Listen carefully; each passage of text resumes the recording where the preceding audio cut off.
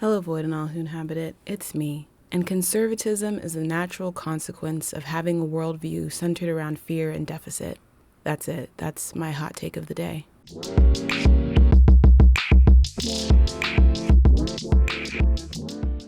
Happy Pride. I know what the upload date says, yeah, but I started the script in June, so it bears stating. You don't come here because I'm timely, you're here because the shit is transferable. I hope. Also, my initial transition into today's topic, the dreaded regularly scheduled discussion about kink at Pride, ended up being less topical than the havoc among the heterosexuals reacting to a one Miss Sabrina Carpenter. Of the many things that came out of the conversation surrounding her new album cover, 4 elements stuck out the most to me. 1, people have never watched a Doris Day film, let alone a musical production featuring Miss Piggy, and it shows. The references are lost on folks, and the resulting reaction to Sabrina's 1960s sex comedy shtick is harsh because the knowledge isn't there. 2, we are reaping the consequences of 2010's faux activism, and specifically the belief that whatever a woman does is inherently feminist because a woman is doing it, that has become a lot more popular since the days of Lacey Green. When some people say, I support a woman's rights and wrongs, they are very dead-ass in a way that's worth questioning. If your behavior, your every choice, is seen as inherently political, not by way of you existing in a politicized body, but by way of the idea that your choices are actively, consciously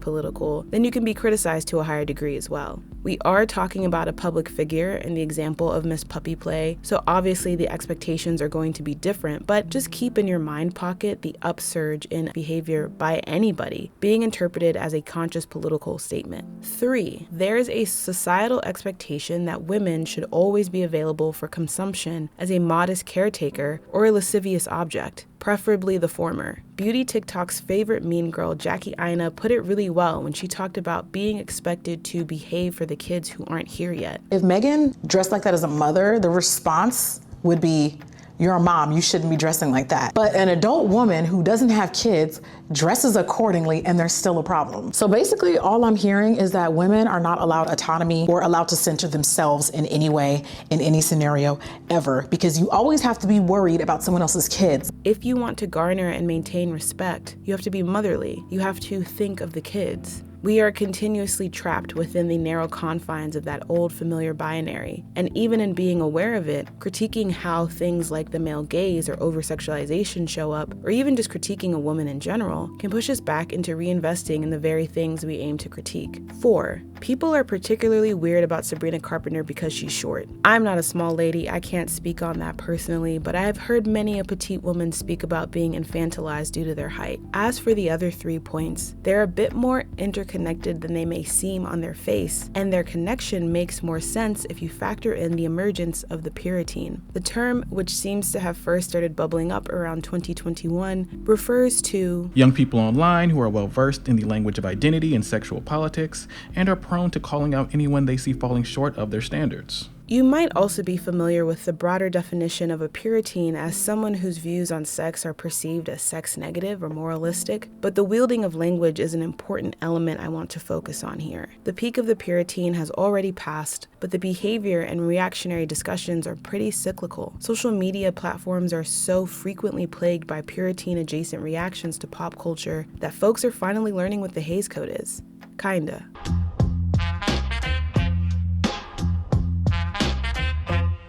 Nicknamed after Will H. Hays, president of the Motion Picture Producers and Distributors of America at the time of its inception, the Motion Picture Production Code was a set of industry guidelines for the self-censorship of most motion pictures released from 1934 to 1968. The code came about as a conservative response to a wave of libertine behavior and a handful of murders. There was a considerable number of people dying in and around Los Angeles at the time. The concern was that the deviant behavior occurring in Hollywood was also seeping onto the screen. As such, the MPPDA, later known as the MPAA, crafted a set of rules that had a strong impact on the film industry. Folks will familiarly bring up the code with regards to how depictions of sex and romance were affected, but it's worth noting the impacts on the presentation of morality and humanity in general. Matt Goldberg describes this time period as one where stories had to dance around diversity.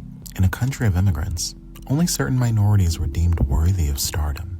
actors of color were relegated to stereotypical or distorted roles. The Hays Code also had a huge impact on the exploration of queerness. I highly recommend you watch The Celluloid Closet, which I think was only on Tubi for June, which was really fucked up, but it's a good, albeit dated, exploration of 100 years of queer film history. When we're talking about censorship, self-imposed or otherwise, it's important to consider the ripple effect of not just what could be removed, but also what would be allowed to be witnessed. Thankfully, the Hays Code was never a law, and arguably it was adhered to only because studios wanted to avoid pissing off the MPAA to the point of legal restrictions. A fun and very on-brand fact for the channel is that the limitations of the code resulted in the first exploitation films and Poverty Row Studios, which were smaller studios producing lower budget films. Regardless, the way the code worked is that before a film could be produced, studios would have to get approval on the script by the MPAA. Failure to be approved often meant that elements of a film had to be removed, which led to filmmakers getting very good at subtext, metaphors, and seductive motifs. While restrictions can lead to creative solutions, they eventually get very old. Within 30 years of use, the code lost all relevance, and there are specifically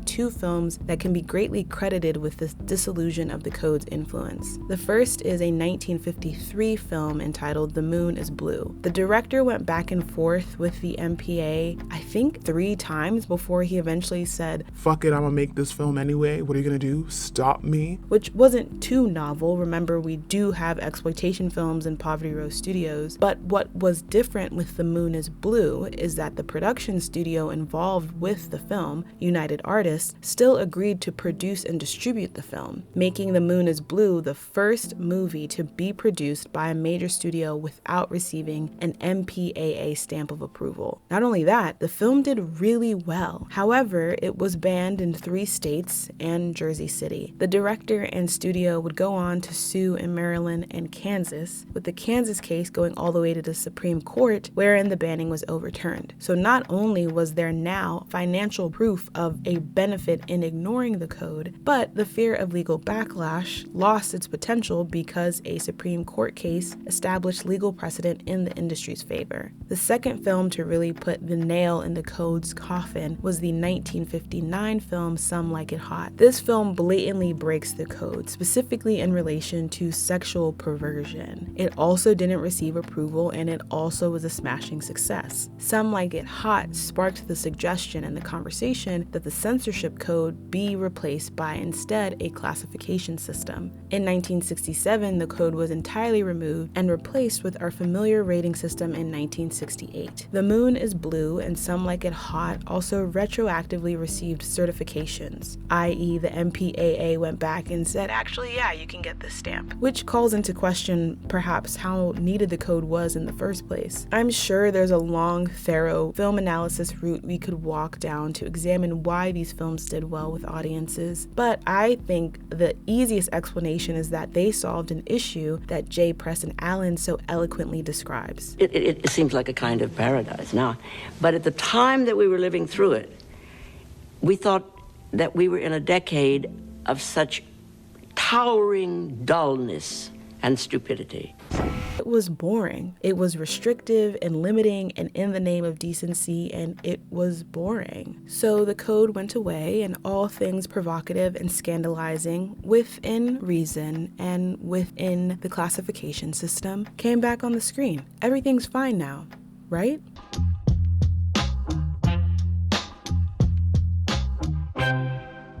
Not so fast, horn dog. You and I aren't the only ones with access to media. We've got that pretty new portmanteau to think about, and they've got a lot of concerns. Which brings us full circle to invoking the Hays Code as a shorthand way to label the desire for less sex on screens and in pop culture in general. However, referencing 1930s film standards doesn't rightfully address the issue at hand. As mentioned at the top, discussions about the rise of the Puritans started around 2021, with 2022 and 23 having a large wave of articles investigating Gen Z's distaste or disinterest around sex in general. I will note 2 things quickly. First, Conversely, Gen Z at the start of this term being used encompassed 13 to 24-year-olds. An aversion to sex may perhaps feel developmentally appropriate, and there's inevitably the counter of, well, why are older people in young folks' business? However, there are legitimate educational and research reasons as to why adults would look into how younger people are talking about sex. Secondly, some of these conversations aren't factoring in the element of young people needing spaces for them. I don't mean that in the child-hating way, but rather that it is important for children and teens to have spaces for them without intrusion from adults. Instead, what we often find is that spaces meant for kids and teens are fueled by nostalgia meant to also entice adults. So now you, as a 16-year-old, have to share space with a 32-year-old Disney adult, which nobody should have to do, or you, as a 32-year-old, find yourself drunkenly fighting with a legion of toddlers for a skee-ball lane at the barcade because appropriate multi-generational spaces don't exist either. If we're having a conversation about younger people's disinterest in sex, we do have to consider that the kinds of spaces that existed for older generations to explore at the same age don't exist in the same way anymore, even online. Like, what do the teens have now that girl.com is gone? Is there a space limited to a league of your peers where you can trust that your curiosity won't be amplified on somebody else's social media page for clicks and content? We can see a similar flattening in media wherein all audiences are provided with few options. Teens and young adults in particular once again have to deal with content that would be marketed to them being expanded to also appeal to adults, something we see quite prominently in books and most specifically with romantasy. So I want to acknowledge all of that.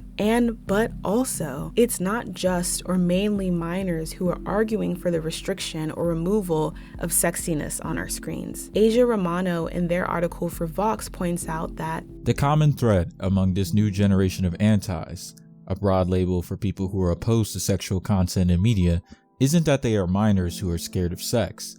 It's that none of them distinguish between fictional harm and real-world harm. Romano is specifically talking about antis with regards to fandom and shipping, and there's a separate conversation to be had about the way shipping culture rots the way folks talk about media. But the idea of limiting the potential for healthy discussions about sex and the sex-opposed audience member are similar. If you are intending to use asexuality and the existence of sex-averse people as a gotcha at this point, maybe don't. If you are intending to reference this community as a way to assert the need for other types of relationships in media, know that I agree, but that I would ask you, why does that mean some types of relationships have to stop existing? That's not to say giving in one place never requires the removal of something else. For example, I think if we saw less of LazyTown Jr. in season 2 of Andor, we could have seen more of literally any woman, which would have been instrumentally more beneficial. But if your desire is to see less of something in order to see more of something else, you should always ask yourself why. And in this particular conversation, maybe question which relationships are frequently deemed as unnecessary and note any startling trends. Returning to Romano, they go on to explore that Tumblr sparked a proliferation of fandom members investing deeply in shipping wars and specifically weaponizing social justice language in order to defend their favorite cartoons in a flurry of faux activism. Over-identifying with fictional worlds shows up in a myriad of ways. I think the most familiar to us might be someone who views critiques of their favorite piece of media as a personal attack. But Romano hones in on the intense, almost zealous environment that popped up because of a warped application of progressive politics. Discussing the influence real life has on stories and vice versa is different from perceiving the events of fictional worlds or your defense of them as being as impactful as real life events. Unfortunately, utilizing specialized language when discussing fictional worlds with seemingly no understanding of the application in reality is not unique to Tumblr. The 2020s version of this is the rise of therapy speak being thrown around Twitter threads and TikTok comments. Both behaviors fit Nick Haslam's research around concept creep, wherein the meaning of a term expands to include more phenomena. Haslam describes concept creep as occurring through vertical and horizontal expansion. Vertical expansion is wherein a concept's meaning becomes less stringent, extending to quantitatively milder variants of the phenomenon to which it originally referred, and horizontal expansion is a concept extending to a qualitative relatively new class of phenomena or is applied in a new context. As an example, we can take the term bullying. A vertical expansion of the term bullying would perhaps see us extend behaviors beyond laying hands on someone to bullying can be bucking at somebody. It can be knocking something out of someone's hands. It can be pulling out a chair before that person is able to sit down so that they fall on the floor instead.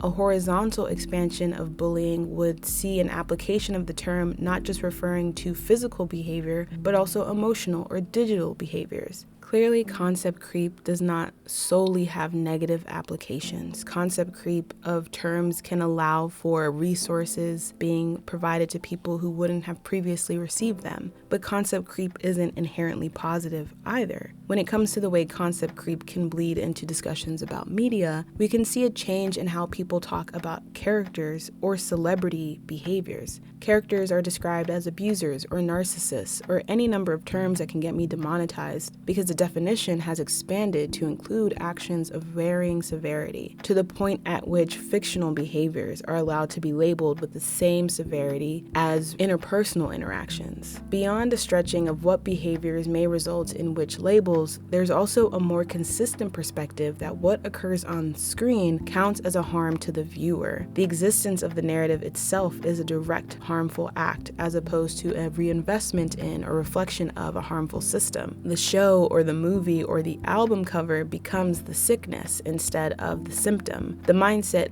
then is, if we remove this piece of media, the problem will stop. But the problems are deeper than the piece of media. That's not to say we shouldn't think critically. When we're at the point of having white supremacist dog whistle denim ads, it's not a reach to claim that we are being shown media that's blatantly regurgitating harmful messaging, and that said media should be removed, or at least questioned. However, when we concept creep too close to the sun, we can lose grip on the importance and meaning and impact of these terms we are using. The academic way to refer to this is semantic dilution, wherein a concept expands to the point of its definition shifting to the less extreme phenomena entirely. In this regard, I think Miss Puppy Play is a great case study of parasociality being conflated with activism, and with how reactions to public figures are used as the baseline for reacting to each other. What if I told you that any accountability we request from a person whose life we don't care about is less about justice and more about our inflamed, hyper-socialized desire to see individual people punished for their choices rather than to see the harm we cause one another as outcomes of white supremacist capitalist systems of violence? Yeah, I said that.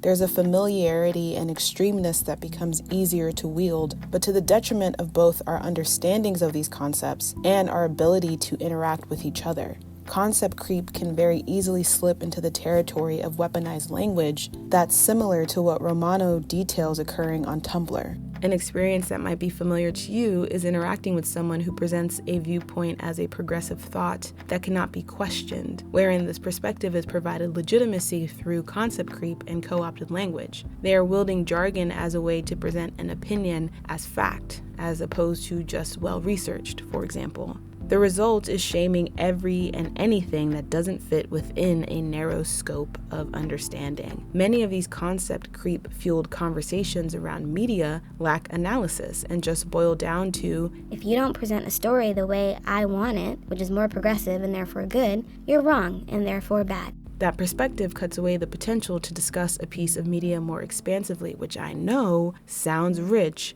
coming from me.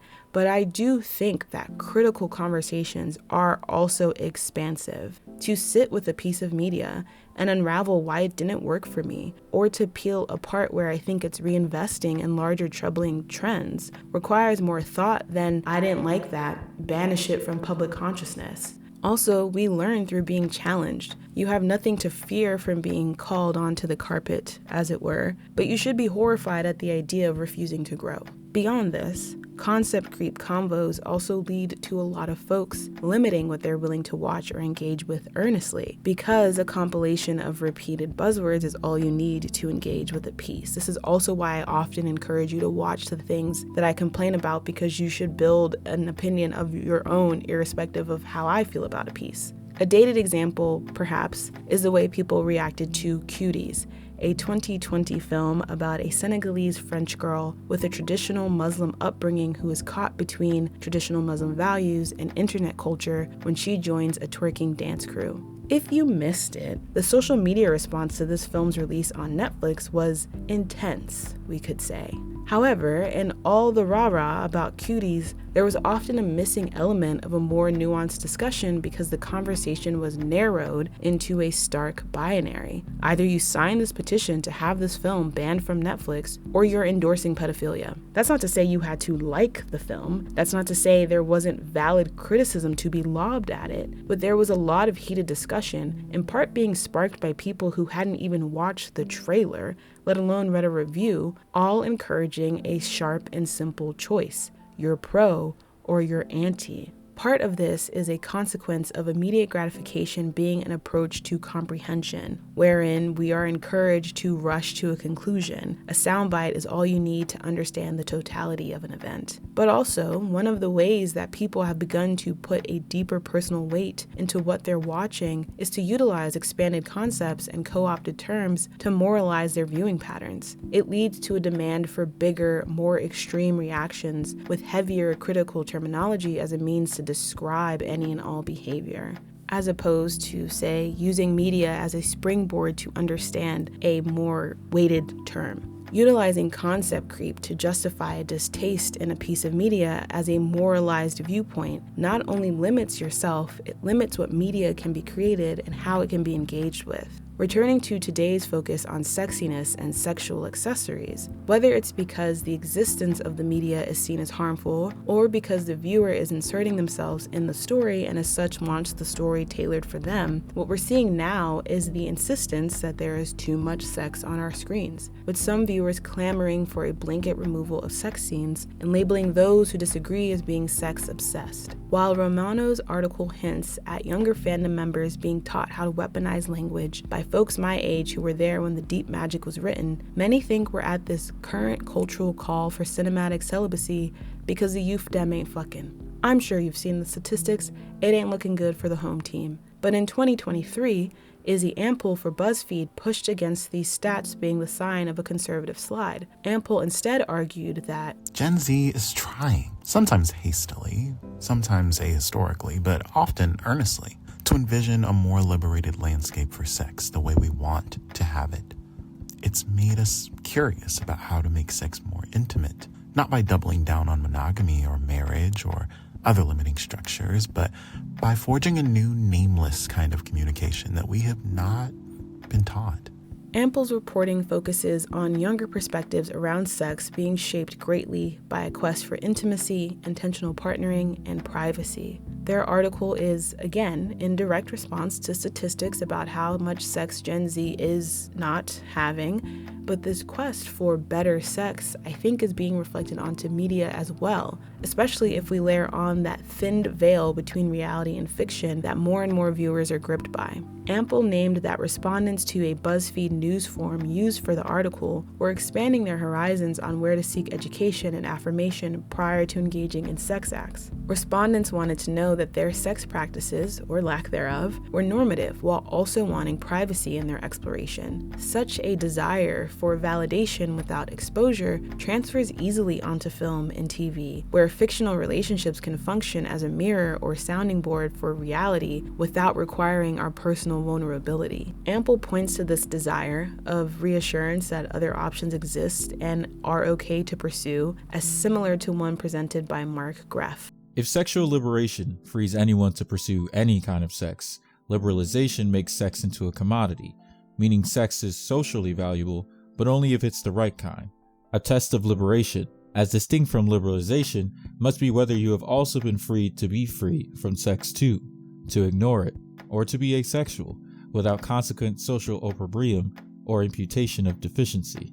Commodity here refers to everything squeezing our collective understanding of sex, romance, and partnership into a tiny cube. Look maxing and femininity coaches and pop the balloon and 3-day-long debates about body counts and still believing in virginity as a valid social construct, and on and on and on. Greff argues that you truly unlock your sacral chakra once you leave that bullshit behind. Liberation isn't to be conflated with the tips and tricks and hacks and routines that claim to be the true path to satisfaction. Ample considers that Gen Z's sexual habits are a result of the steps folks are taking toward that more liberated perspective. And while it's not an easy process, it is one embarked on earnestly. While I agree, I'd also argue that socially valuable sex has extended to encompass a rejection of what respondents to the BuzzFeed forum might consider bad sex. Not bad as in harmful, but bad as in awkward, bumbling, poorly communicated, vaguely performative, and or emotionless sex that's meant to be more public than private. The commodification isn't just what we want, but also what we don't want. The scope of liberalization that Greff names has widened to encompass intimacy as a commodity, one that can be used to support arguments for the restriction or removal of sexiness in cinema. It results in folks asking, is this sex scene really needed? Without genuinely considering that, yes, it is, simply because the sex presented is not the right kind. I'm not saying that sex scenes or sexually suggestive media is without critique, nor am I suggesting a choice feminism approach to sexual liberation wherein every act is positively, consciously political simply because it occurred. But when you consider the history of concept creep allowing a misuse of terms and online forums cultivating spaces to both wield that misuse and justify imbalanced connections to media, it follows that this push for more intimacy and privacy to become a socialized expectation might occur with weighted terms being utilized for legitimacy, which makes conversations more difficult to navigate. The end of Ample's article made me think of how common it is for concept creep to be infused in folks' pursuit for a more liberatory worldview. We do the reading or watch an explanation of the reading and fold $50 words into everyday conversations because that signals that we are trying to find something different, that we have expanded our mindsets even if we haven't fully comprehended the terms being used. No shade.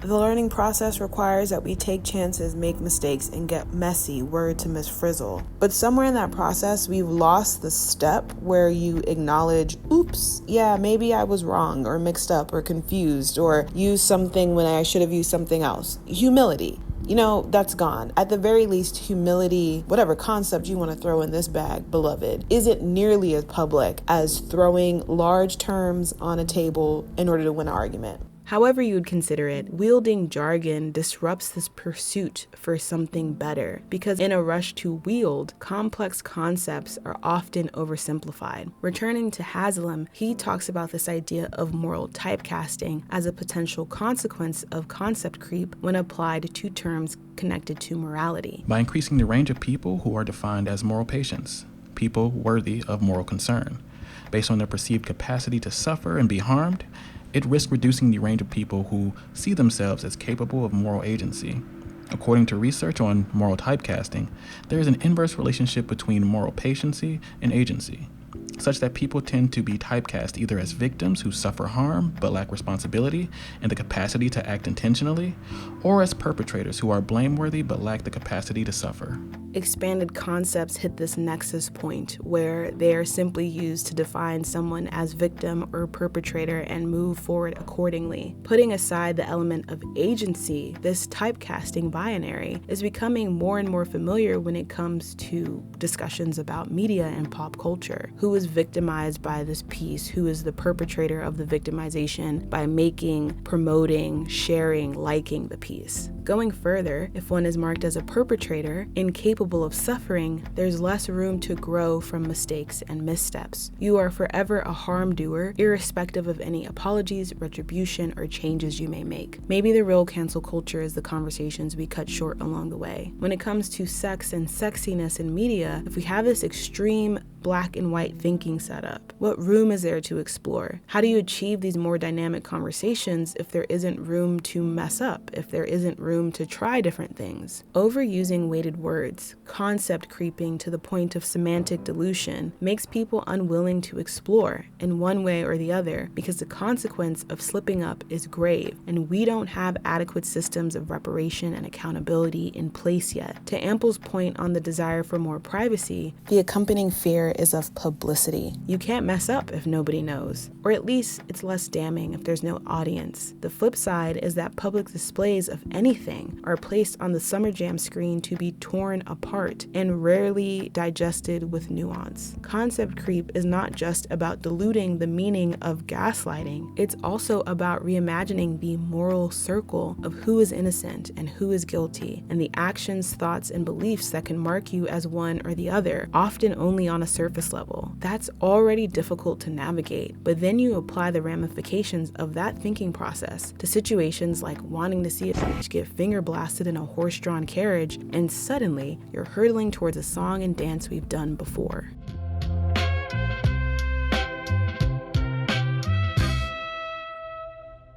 The Hays Code was born out of this idea that Hollywood is out of control. I don't know what the f y'all doing over there, but it is entirely too much. Which, if you're looking for regulations to put in place, perhaps it's not necessarily the images upon the screen, but rather the power being weaponized against vulnerable populations. But anyway, the thought process was twofold. The wickedness occurring around the studios may seep onto the screen, and we have to encourage decency in the American psyche by only showing decent.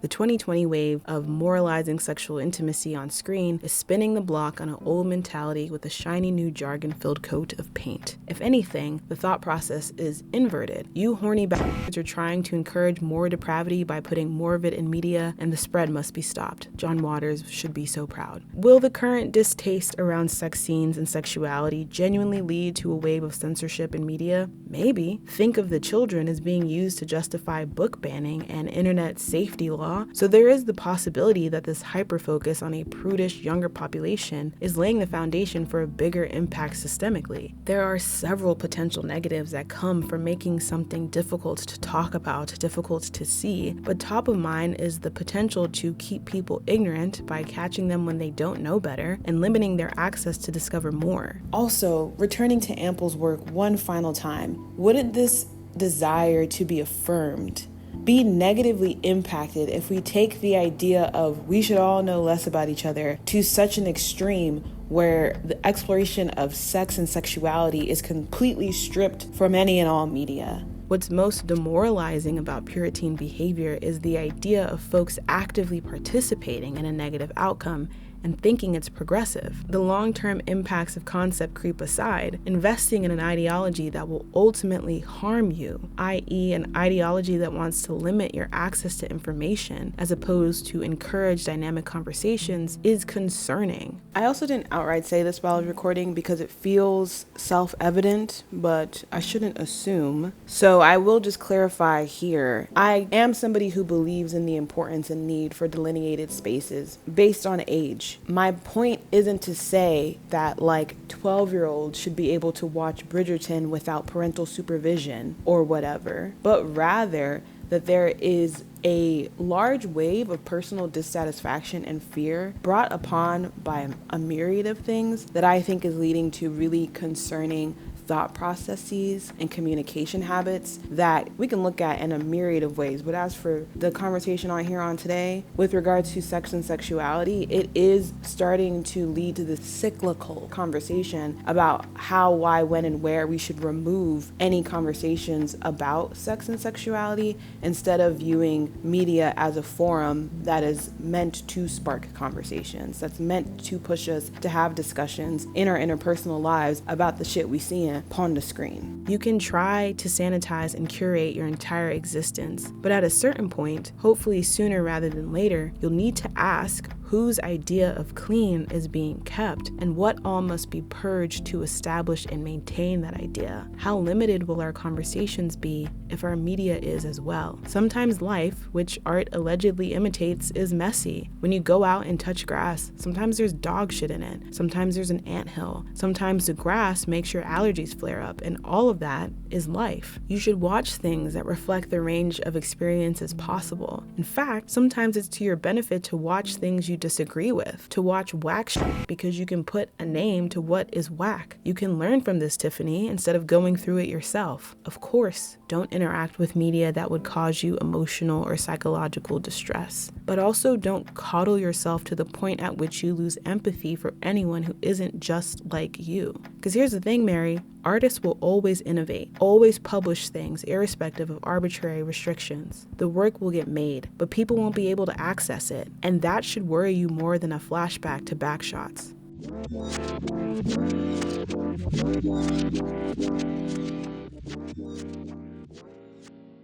If you made it to the end, thank you for making it to the end. If you're watching early from Patreon, thank you for your continued support of the channel. Please accept this tinny declaration of my appreciation as this video's thank you. I may be a teeny bit behind on this topic, but I was working on a video about media literacy and this kind of popped up as an inevitable tangent. So, why not make a whole video, they said. Who is they? Exactly, who is they? How are you? What have you been watching? Has it been anything sexy?